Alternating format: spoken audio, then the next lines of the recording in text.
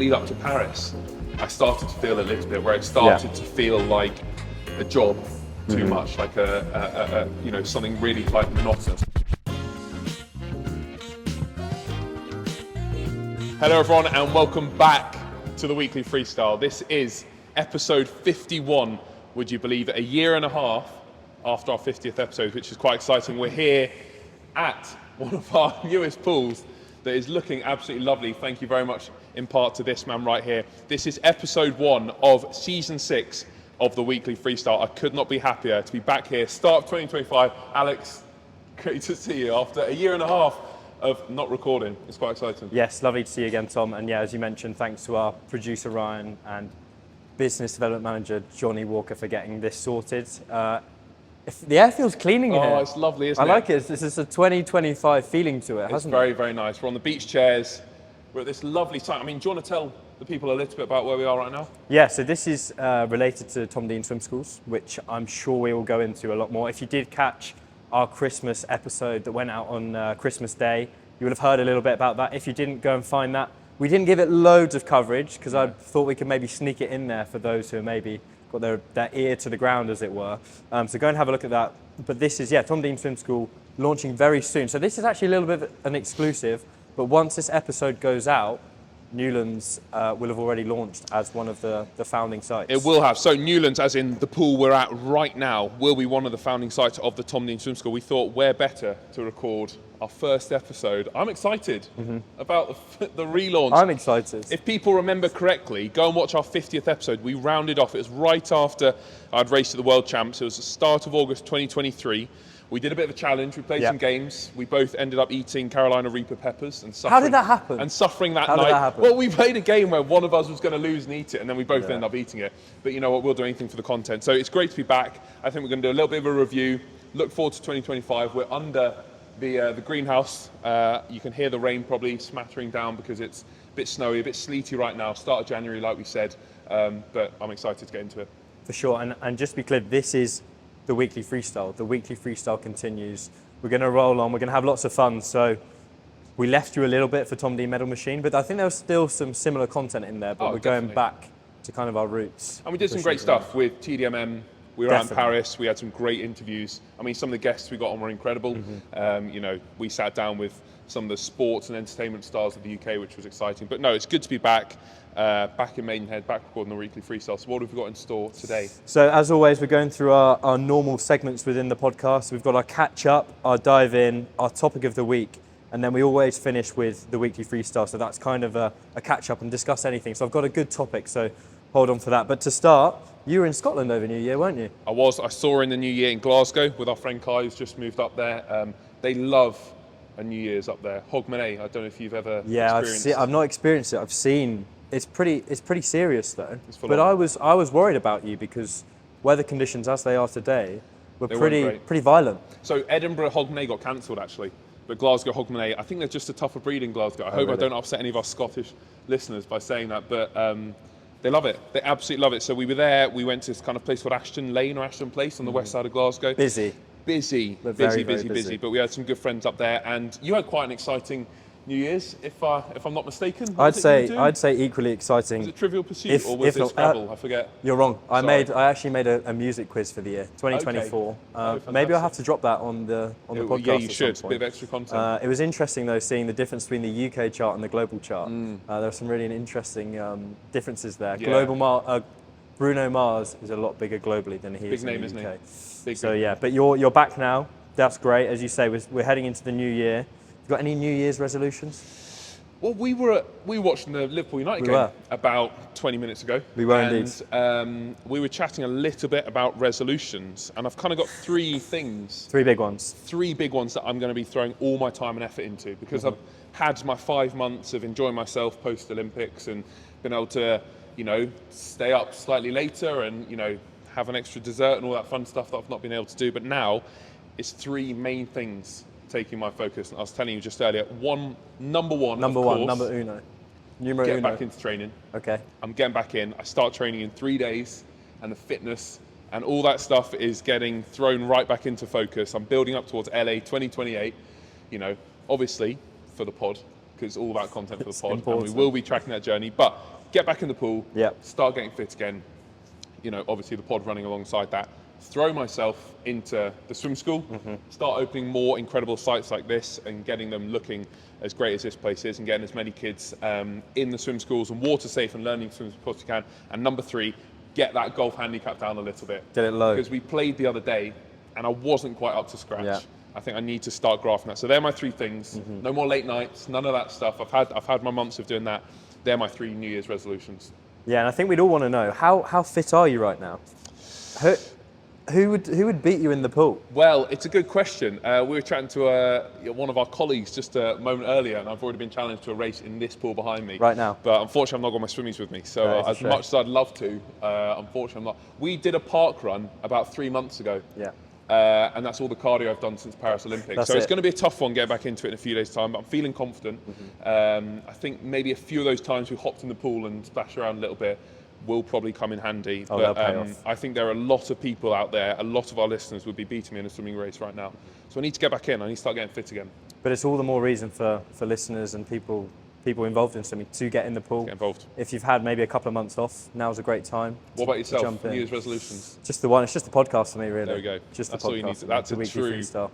Podcast. So yeah, that's all I want to advocate do. there. But yeah, and one thing as well, I think a second resolution would be maybe to sample a few of Maidenhead's new coffee offerings. Wow. Because it's a bit of a lively scene at the moment. There's actually a new player, so I just wanted to keep an eye on that. And if you've just asked you if you've got any thoughts on what's currently going on. My loyalties, of course, lie with Baked Coffee Shop in Maidenhead. Those of you who haven't popped by, do swing by. A lot of our meetings, a lot of our business meetings take place there. But like you said, Maidenhead's on the up. And pleasure meetings.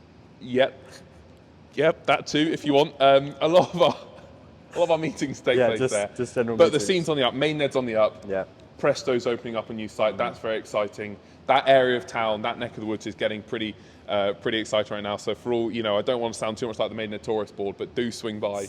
And I'm sure there's plenty more flat whites we want to be trying on our. But we want to make. That's where we want to do. We want to travel and take the pod global. We've already taken the pod to other countries. We want to keep taking it all around different places around the UK, following especially where Tom Dean Swim School expands to. We've got a few sites we're looking at already in the north. So I'm sure another away day's on the cards. Yeah. But yeah, it's an exciting time to be a Maidenhead resident right now. We'll just have to hope that our producer is up for the, It's up to the scratch. I'm journey sure he up will be. north. I'm sure we Just can as make it committed happen. as we are. The weekly freestyle. Brought to you by Get In Focus Media. Let's dive in. So usually this would focus on swimming news of the week to keep our keen swimmers sort of in the loop with what's going on. But I guess there haven't been too many races going on in the past week. Most swimmers have probably been chilling around the Christmas dinner table with their feet up. But I think your news of you getting back into the pool is probably a good place for us to start. So you're back to Bath quite soon. Yeah. And that's the plan. I'm back in.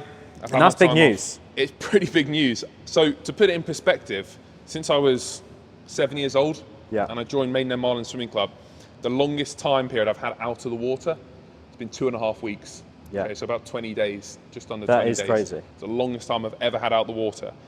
And right now I was thinking about it the other day, 22 weeks. So 5.5 months have been had out the water. How many days is that? Too many to even count. A lot. What's that, about 164? 60 days. Something like that. It's a lot of days. So yeah, it's going to be a big shock to the system, I think. But obviously I'll be going back and joining my coach Dave McNulty down at the Bath National MBE. Training Centre. MBE, honorary doctorate, Dr. David McNulty, since we last recorded an Yes. episode, which is exciting. So very, very well deserved. I'll be back down in Bath. This period now is just about building fitness, getting fitter, getting the feel back for the water. Look, we've got a World Championships in July. And hopefully I'll be there representing Team GB, of course. We've got Glasgow Commonwealth Games in 2026, where I really want to be smashing it out. World Champs 27, and then Olympics 2028, and I want to be there winning medals. So that's the way I'm seeing it now. That's my real focus, and I'm just working back from there. That's the thing that really gets me up and gets me excited, gets me out in bed in the morning. So this is day one of a 3.5-year journey. Well, not today. Next Wednesday will be day one. Yeah. Of a 3.5. So tonight I can actually we had a packet of crisps earlier, which was quite nice. So I can relax and chill out a little bit. Day one of a 3.5-year journey towards LA 2028. Yeah, but we have discussed it a lot before, and actually, it is important that you have time out of the pool as well. Yeah. Because I think, maybe you have or you haven't made this mistake in the past, but certainly other swimmers could come off the back of a major champs and then they're straight back in looking at the next thing. But actually that could have negative implications down months ahead, but also years ahead, because you need to have that drive. Doing an Olympic cycle isn't easy. Yeah, I think that's what people don't really understand. And I was speaking to someone about it the other day. I don't think, so swimmers often retire quite early, late 20s. That's not from physical burnout, because look at other sports. I was reading Chris Hoy's book, and he's like 37, still winning Olympic gold medals. You know, it's a race that's, a minute or a few minutes long, similar to swimming. It's not too dissimilar, and he's going on to his late 30s. Swimmers don't get mental burnout. They get physical burnout because of what you're asked to do day in, day out. You're asked to do 10, 15,000 meters in that pool, 10 miles of swimming every single day from the age of 7 years old. 4 hours a day in the pool. It's such, often it's a real old school mentality of just grafting, more meters will be better results, and that's not how it works. So it's the mental burnout that swimmers do get and they do suffer from, and I've seen it firsthand. And even, I know we're going to talk about Paris a little bit, probably in the next episode, but even in the lead up to Paris, I started to feel a little bit where it started to feel like a job too much, like something really quite monotonous and something that I almost wasn't enjoying as I have done in the past. And that's why I knew, right, I'll go to Paris, I'll hopefully enjoy it and really hopefully do well. Yeah. And then I need that long break, because I will have been at Bath training 3 times a day every day for 6 years, and before that it was 10 years at Maidenhead. So it's a long time without a break, and I often tell people that when you join a national centre at 18, you're forced to grow up quite quickly. You have to be an adult very, very quickly, because you have to take responsibility over your training, your nutrition, you're living away from home, you can't be going out, you're a senior swimmer, so you're in the same category as 21, 25, 28-year-olds. Yeah, and you could be getting paid to swim for the first time in your life. You're getting paid to swim, of course. So, whereas people, when they join university at 18, they use that to kind of find themselves and mess around a little bit and go out and have a good time. It's like you turn 18, you're an adult, you're a senior athlete now. You have to start acting like a senior athlete. And I think when you miss out on that chance to just not put yourself under so much pressure and not hold yourself to that high standard, you need a bit of time to mentally really relax, and that's what the last 5 months have been. Yeah, it's probably quite a fine line as well, because if you mention swimmers and kind of when they're maybe in their peak performance, a lot of swimmers might be at that peak performance earlier in their 20s than later. Yeah. So if you get to a national centre, you might actually panic a little bit and go, this is my time right now. And actually, if you just give yourself a moment to relax into it. I remember when you went to Bath, I think I messaged you and you said, oh, how's it going? And you said, well, my coach hasn't messaged me yet.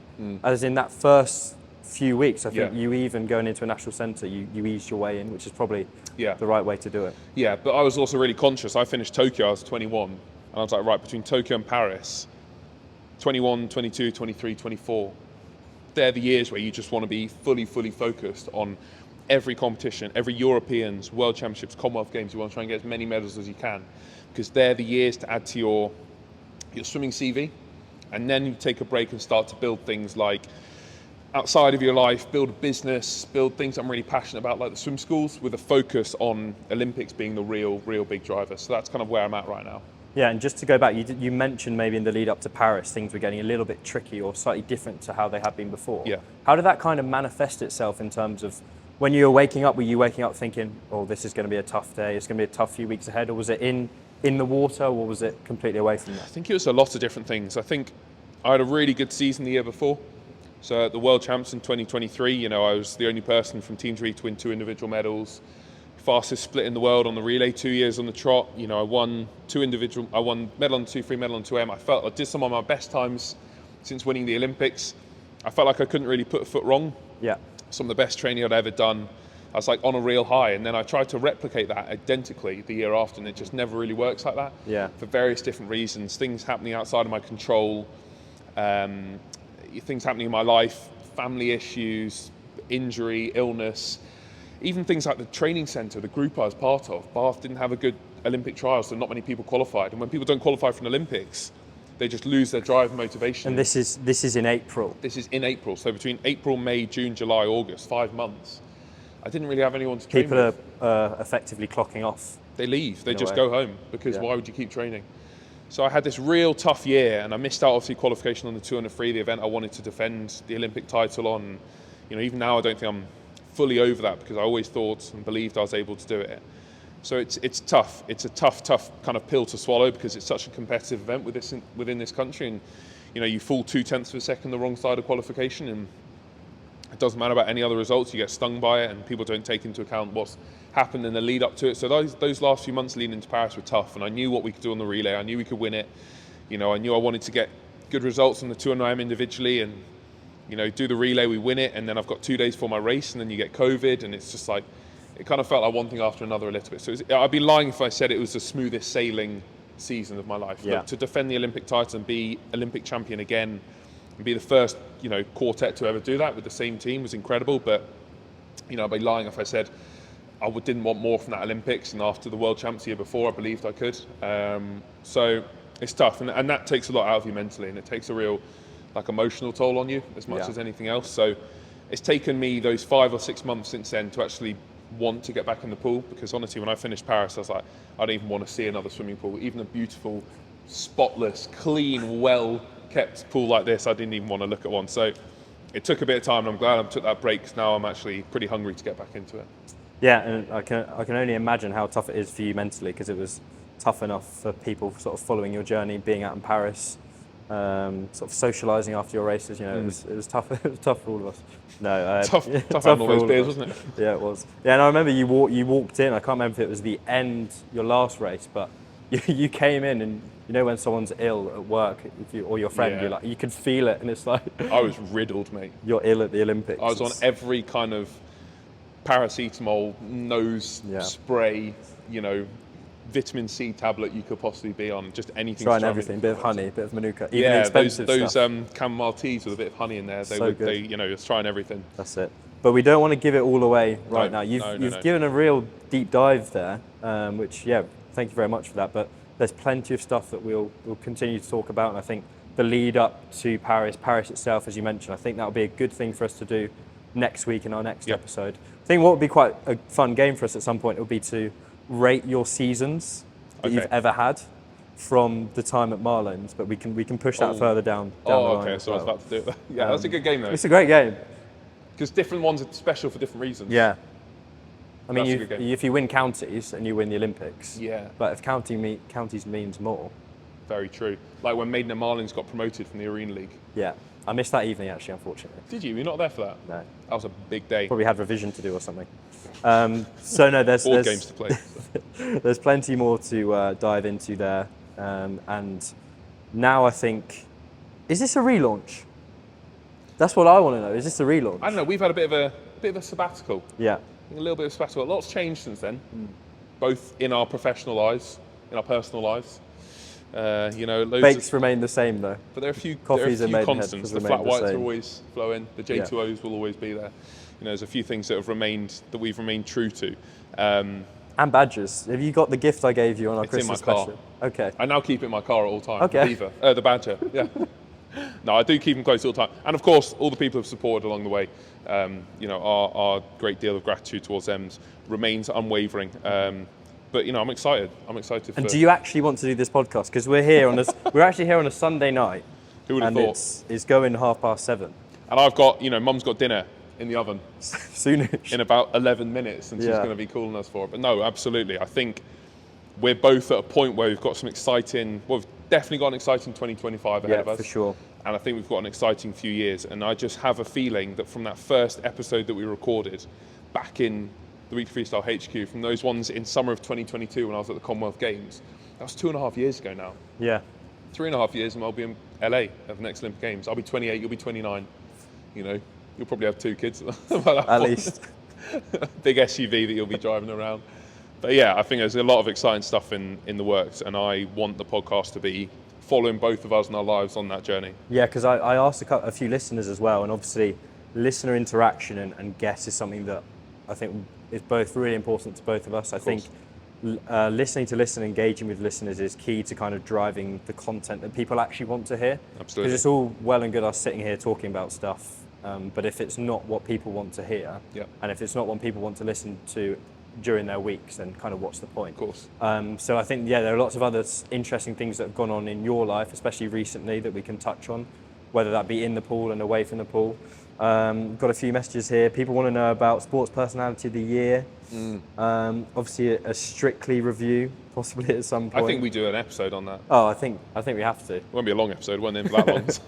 Are we allowed to say the S word? Oh my God. Or do we get We might have to bleep that one out. Well- My TV appearance. Yeah. Yeah, my TV appearance. I mean, I was on it. I mean, you're always on the TV. I've seen you on an advert for A League of Their Own, yes, that was good fun. which is coming out this year. Yeah, this that was month, good fun. actually. That was a lot. Yeah, that was a lot of laughs. We can do an episode on that. For sure. Yeah. And the guests, I think Johnny and I have spoken about, it's really, obviously they're a big guest, and I think with what we did with the Global previously, there were some really star-studded names. Jess Ennis, Harry from The Traitors, real mainstream, but I also think Jonathan Ross, Claire Balding, and who actually, talking about sports personality, I told you on the red carpet of sports personality, they came up to me and said, "Are you and Alex still doing the pod? Because you have to start it back up." We have to. So big. Got a surprise for you. No, Oh my goodness we've not me. got her today. I think we need to play golf with Claire. Yeah, we need to. Because I think she'd actually enjoy that. I don't think to get her to come and chat to us. Yeah. If we can do something, she might gain something. It would be quite relaxed, wouldn't it? And then she can maybe give us a few I think hints. we've got an opportunity to tell the stories of people that otherwise wouldn't get a chance to. Yeah. You got to remember, we're working together now, which we've never had before. No. We're working for the same organisation, and we've already met loads of people through our work that are really interested. I'm sure we'd love to get on the pod. So I think that's going to be a really exciting. And I think there's an element about kind of water in its purest form in terms of water safety. And obviously, I know you're passionate. I'm passionate. Everyone here is passionate about encouraging people to swim, whether that be to learn to swim from being able to do a length, to be able to do 4 lengths, to push people towards potentially the elite end, if that's what they're showing. But also there's an element of just being safe in water. Yeah. There's no sport that can save your life like swimming can. So water safety and having topics like that where we get people in and discuss how important that is, especially as we moved into spring and summer and when people are going to be near open bodies of water, I think that could be really beneficial. No, sure. absolutely. And don't want to say too much too soon, but hopefully I'll be doing a big swim in a big body of open water next year for charity as well, that we can cover as hopefully that comes to big swim fruition. That's a little bit exclusive, I want to say. That's a little bit of an exclusive. More to come. The other thing I'd quite like merch. Oh my God. Looking around the room, I think that could be an option. Merch a t-shirt or two. Also, we had stickers. I've still got one on my iPad. You've got one on your car keys? No, on your phone? Yeah, on a case somewhere. There's plenty of stickers if anyone wants stickers. Old school. They're going to be rare. They're going to be like collector's items. Yeah, I've sold a few. Oh my goodness. A few grand going around. I haven't seen any of the profits from that. Not yet. Maybe at some point.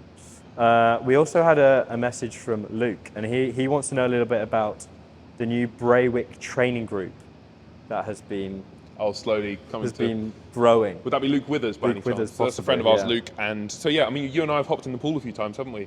Along with Luke and our colleague Austin as well, just to do a few.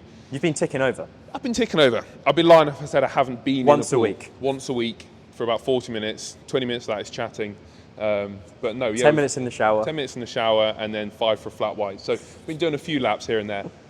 Hear that rain coming down, can't you? That's the new Braywick training group, and that Braywick is the pool for people who don't know, because we do want to make an emphasis of not saying too much stuff that is kind of an inside knowledge. But no, Braywick's a pool in Maidenhead, one of the pools we operate Tom Dean Swim School out of. We're Maidenhead Marlins based, and we've been hopping in there for the odd session, haven't we? Yeah, and I think there'll also be potentially an element of doing maybe an episode a month where we talk a little bit more about the swim school specifically and kind of the community there, and diving into what is being done. So if maybe that will appeal, but it might not to everyone. But if people want to listen to that, that's something that everyone can dive into as well. So lots of really exciting stuff ahead. I think next week we're going to go for Paris chat. Paris Ponderings Part 1. Wow. That's what I'm thinking about. And we can break it down kind of pre-Paris, the village itself, and then obviously you had a number of races and then maybe reflections. But I think there's so much in there we can do it over a couple of episodes. Sounds like a plan. And I don't think we need to rush that. So that's all good. Don't forget to follow our Instagram page at The Weekly Freestyle. And find us on YouTube for visual content, The Weekly Freestyle. Just to finish off, as we often do, the TWF section, The Weekly Freestyle, is kind of an opportunity to chat about anything. And actually the little bit of phrasing I've got in here is the Weekly Freestyle, anything goes as long as your turns are legal. There we go. It's a nice little nod to the IM there. There we go. Those swimmers amongst us will enjoy that one. Live and die by those words. I wanted to chat about the darts. Oh yeah. And Mr. Luke Littler. Yeah. Huge from him. Absolutely huge. Do you not just think it's incredible that someone who is 17, I'm not even sure if he's 17 yet, has he shot into fame last year, Yeah. this time last year, and lost in the final. A lot of people were saying it was a fluke. There's no way he's Yeah. going to be able to do that again. He's had an unreal year. Obviously, he was at Spotty with you, but then he's gone through again, and now Yeah. he's world champion. That just seems incredible. I think the thing is about him is more than, I don't know, darts is an interesting one because it's not like an aerobic sport where often it takes years and years to build up that base. I mean, look at like the Tour de France cyclists. They can't be 16 years old because they just haven't had years of aerobic training. So it's purely skill, it's purely technical. But he has been building that from. But he's had to build that for years. So Yeah. that's where it's slightly different. So what really stands out to me about him is his dealings of the pressure. Because not only is it the pressure from within, and you could see how much it meant to him when he won that World Championship, but the external pressures that have been put on him as this wonder kid. Yeah. And it always interests me. You look at these, especially we get it with footballers a lot. I mean, look at like Lamine Yamal when he shot to fame, you know, at the Euros. Was he 16-year-old 16, Spanish player, player of the tournament? Yeah, and then he went to, was he at Barcelona at the time? Did he go? I think he may have been. But you know, look at. Ryan's nodding. Yeah, there we go. So, I mean, how do these young kids who have got so little experience in the world deal with that level of pressure? And, you know, to a much, much smaller extent, you know, when I was 21, you win the Olympics, all of a sudden you're kind of thrown, and that's swimming, that's a small, not very well-known sport that's not really in the public eye, but all of a sudden how do you deal with getting stopped when you go out and stuff like that? And you can only imagine what these kind of like wonder kids must be feeling. So what really amazes me about what he did is how he dealt with the pressure and how he kind of just turned up the following year. And what will be interesting to see is now, how does he deal with that success, and will he kind of cement his legacy as one of the greats? But you know, it's all pointing towards that, which is exciting. But the crazy thing for darts players is that he could play for another 4 or 5 decades, which is mental. and he could still win the world. If you think Phil Taylor, yeah. But that you've almost got to be able to sort of mentally channel that. Well, look at Ronnie O'Sullivan. Yeah. You know, he got to a point where he was like, he almost didn't, not that he didn't care, but you know, you've won everything there is to win. He's the greatest ever. And it's one of those sports where you can just keep going and going and going. So what really gets you going? You say legacy, but what if you've got a legacy that's not been beaten? Mm-hmm. So it'd be interesting to see where he goes from here. But I mean, incredible. And also how well, I mean, it's Barry Hearn is pretty sure who brought the darts into kind of mainstream. Not only how well he's done, but how exciting that sport is now as a sport that used to be kind of the reserves of, you know, blokes in the pub. I mean, I want to go to a darts and get dressed up. This is what I was going to say, is you didn't manage to sort a table for that. Unfortunately not. Did no messages come your way? No. Well, I know, horrible. well, Starkey loves it, and well, Crouchy Chris loves Stark. it. So I'm sure Starkey will be there. So I reckon we get in touch with a friend of the pod, Chris Stark, and see what we can sort. But I think it's about time that the Weekly Freestyle goes to a darts event, gets dressed up, and does a full... And this is actually topical because one of your colleagues in British swimming proposed to his girlfriend at the Nottingham... No, at a Leicester, like, third round Grand Prix. She It's was impressive, like, isn't it? they were joking about a proposal. She's like, well, go on then, do it. And he's like, well, all right. Do you want to marry me? And she was like... And then he had to, like, borrow someone's ring. And then they did it again for the cameras. I mean, look, I'm sure How do you she think was that would chuffed. go They're a down? great couple. If I was in the shoes, I probably wouldn't want my significant other proposing at that. Yeah, maybe. But fair play. Maybe she's a big fan of Darts. Stephen Bunting. Maybe somewhat, maybe really gets her going. Yeah, so fair play. I mean, whatever floats your boat. Indeed. So yeah, maybe we should book that in. Maybe we should. Maybe not the proposal. No, forget that. But you never know where we'll be come 2028. True. Lots of exciting things are going to be happening. And the best thing about this all is that Luke Littler's parents, I know with your parents and your mum especially, you know, driving you and your siblings to the pool, Luke Littler's parents have literally taken him to the pub. Yeah. And that's it. Well, he can't yet, can he? 17. But to practice. Oh, right, sorry, to practice, yeah. So He's got 5 in a bag coming his way. So he has. Plus the winnings of the previous rounds as well. Oh, yeah, of course. So It's not too bad, is it? That's plenty of... I know, a lot of J2Os, FIFA coins, I think. FIFA coins, J2Os and kebabs. But no, I think this has been a wonderful place to end the Very first much. episode. Brilliant.